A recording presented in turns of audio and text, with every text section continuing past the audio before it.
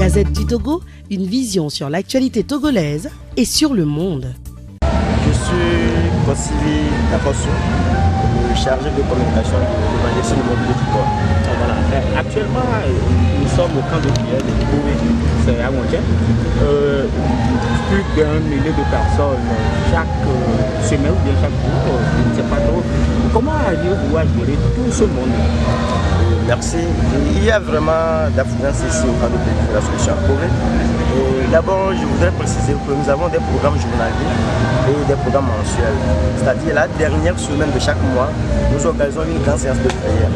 Et pendant ce programme, il y a des gens qui viennent de partout du monde, de l'Europe, des États-Unis, de l'Asie, d'autres pays d'Afrique et des différentes localités du Togo. Maintenant, qu'est-ce qui se passe? Il y a des gens qui viennent avec des bus et il y a un monde qui est ici. Donc pour la gestion de ce public, qu'est-ce qui se passe? D'abord, arrivé au camp de prière de Jésus la solution, vous devez obligatoirement vous inscrire au secrétariat. Et l'inscription nous permet de savoir d'abord le nombre qui est venu et si il advenait qu'il y a un souci, on saura si vraiment la personne est venue au camp ou pas. Mais d'une façon générale de la tête, bien que l'évangélisme immobilier du pôle est le responsable, nous avons un conseil d'administration et constitué de différents comités. Il y a un comité de sages qui se rassemble pour mieux décider sur les différentes difficultés que nous avons au camp et comment est-ce qu'il faut parvenir à pallier ces problèmes. Il y a un comité de construction qui s'occupe de la construction dans le camp. Et maintenant, au sein du camp même, il y a des sous-départements. Au niveau des hébergements, il y a un département qui est là-bas. Il y a des personnes qui sont là, qui gèrent les hébergements. Et au niveau de la sécurité, il y a une sécurité civile propre au camp de Béjoué la solution. Et au-delà de ça, nous avons des gendarmes et des policiers que le gouvernement nous donne d'une façon permanente. Et pendant les programmes de prière, on a jusqu'à 4 voire 6, mais en dehors des programmes de prière, on a 2 qui sont permanents ici. Donc ils nous permettent d'arriver à assurer la sécurité parce qu'il peut y avoir des vols, des fois, et on a eu beaucoup de cas de vols ici. Il y a des vols parce que ce n'est pas tous ceux qui viennent ici qui viennent pour prier.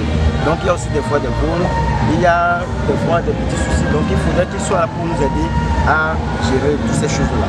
Donc c'est un peu comment est-ce que le camp est organisé. Voilà. Et il y a assez de monde ici, les logements, les toilettes, tout ce qui va, parce que les gens logent ici parfois 2 ou 3 jours. Et comment est-ce que ça se fait au quotidien? Vraiment au niveau des hébergements, nous avons d'une façon générale des hébergements qui sont gratuits. Vous venez, si vous voulez même faire 1 mois, 2 mois, il y a un endroit où vous allez rester, il y a des WC pour tout le monde, mais il y a certaines personnes qui souvent, vu leur classe sociale ou bien, là où ils sont, d'où ils viennent, ils n'arrivent pas à cohabiter avec les autres. Donc on a aussi des hébergements pour eux. Là, ils vont payer quelque chose. Il y a des hébergements personnels, des hébergements de 4 personnes par chambre, 2 personnes par chambre, ça dépend. Et c'est spécial pour ces personnes-là, pour qu'ils soient à l'aise là et payer. Donc si vous voulez venir même faire 1 mois, vous serez satisfait, vous allez passer votre séjour et repartir. Vous accueillez également un dispensaire, une pharmacie et puis surtout un centre de prise en charge des personnes atteintes de maladies mentales. Et là-bas, surtout dans ce centre-là, comment ça se fait? Comment ça se passe? Nous avons le docteur Atili qui est ici. Il est docteur. C'est lui qui s'occupe spécialement des maladies mentales. Et pour appuyer les maladies mentales, qu'est-ce qui se passe? Vous venez au secrétariat, vous vous enregistrez, on exige un parent du malade qui doit être dans le camp pour suivre le malade. Et si vous n'avez pas de parents, même si vous ne suivez pas d'une maladie mentale et c'est une autre maladie, s'il n'y a pas un parent qui sera avec vous, vous n'êtes pas autorisé à faire un séjour dans le camp. Il est vrai qu'on a une équipe qui est là pour suivre les malades. Et l'équipe fait le tour en dehors des mois de prière pour suivre les malades et voir leur état. Mais il est exigé qu'un parent soit ici. Maintenant, spécialement pour les malades mentaux, il y a le docteur qui est là, qui suit les malades. Maintenant, il y a aussi une équipe d'intercession. Pendant la journée, au moins 3 fois, ils vont là-bas pour aller prier avec les malades. Donc c'est un groupe organisé. La matinée, ils vont et et la plupart midi vont dans la nuit aussi ils vont. Maintenant pendant nos programmes de prière, nous mettons les haut-parleurs au niveau des malades mentaux puisqu'ils ne peuvent pas se déplacer pour venir dans le temple. Et là ils écoutent, ils suivent directement ce qui se passe dans le temple. Mais quand même en dehors des programmes du temple, il y a un groupe qui est là, qui s'occupe d'eux dans le moment de prière. Et qu'est-ce qui se passe si on observe un malade et on sait que la personne revient à lui, on prend la personne de la cellule et on amène la personne dans la masse. Et il y a des personnes qui sont là pour suivre la personne. Et on suit la personne à un moment, si on remarque que la personne est vraiment guérie, donc la personne va passer, on le passe à un témoignage et avec sa famille. Si la famille veut que la personne passe pour témoigner devant les caméras, il n'y a pas de problème. Si la personne ne veut pas que, si la famille ne veut que la personne vienne témoigner publiquement, il y a celui qui s'occupe des témoignages. Et on lui confie le témoignage. Et à la fin de chaque 3 mois, disons le trimestre, on fait un bilan. Combien de personnes sont guéries, combien sont actuellement en état d'observation pour voir l'évolution. Et souvent, jusqu'à la fin de l'année, on arrive jusqu'à avoir 200 malades mentaux. Et vous observez également des soins, ces personnes-là bénéficient également des soins médicaux, c'est ça? Oui, Ce ne sont pas que des prières. Il arrive que la personne peut souffrir du paludisme, par exemple, du mal de tête. Donc, c'est pourquoi on a un centre médico-social dans le cas ici. Parce que la personne peut être, à part cette trouble, il peut avoir physiquement un mal. Donc, c'est pourquoi le docteur activé est là. C'est pourquoi c'est lui qui est le responsable. Donc il est sûr, si la personne par exemple a une malaise, là on l'aide avec des produits. S'il faut une injection, ils sont là pour le faire. C'est pourquoi on oblige que les parents soient à côté. Pour signaler vite, à part les visiter, pour signaler s'il y a un problème. Et là, rapidement, le problème est résolu. Nous avons quand même un marché de fêtes et aussi les gens viennent avec des engins, que ce soit engins en 2 roues, engins en 4 roues. On les laisse comme ça ou bien comment ça se passe? Non, ils ne sont pas laissés comme ça. Et c'est parce que souvent, il y a un dispositif qui est mis en place. Si vous voyez, il y a quelque part là, il y a les bus qui sont là-bas.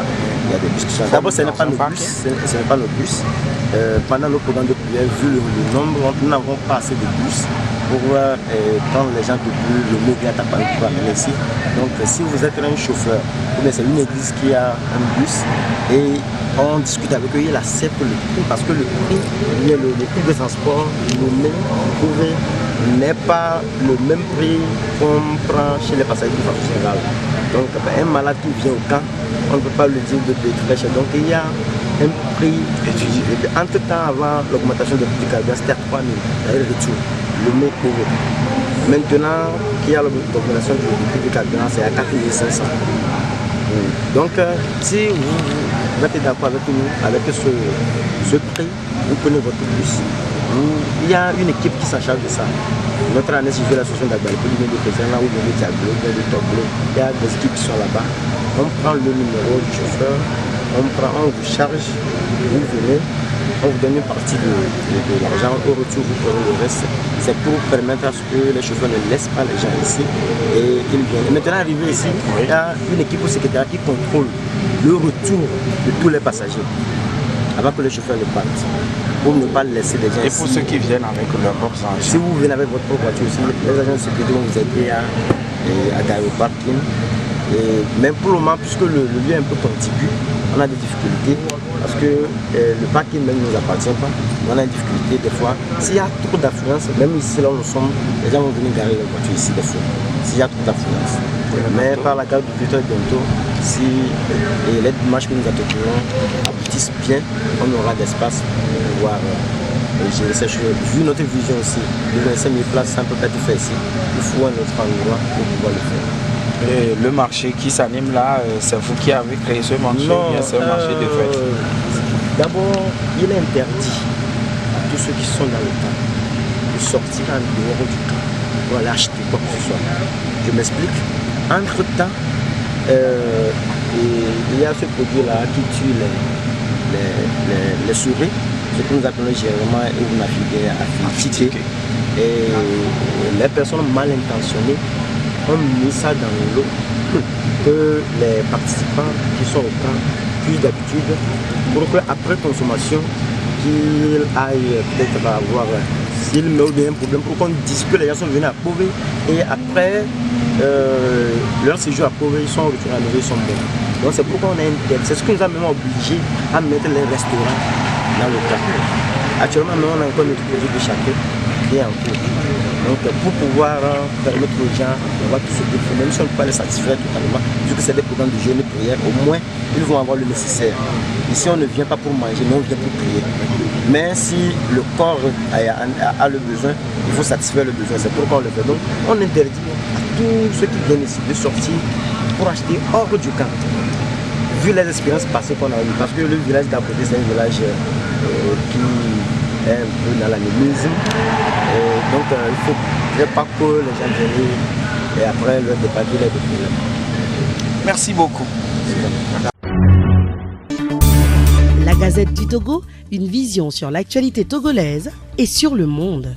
Rejoignez-nous sur le www.lagazettedutogo.com ou sur nos comptes Facebook, Twitter et YouTube. Pour tout contact, écrivez à contact@lagazettedutogo.com ou appelez le 92 80 88 53. La Gazette du Togo, c'est l'information en continu.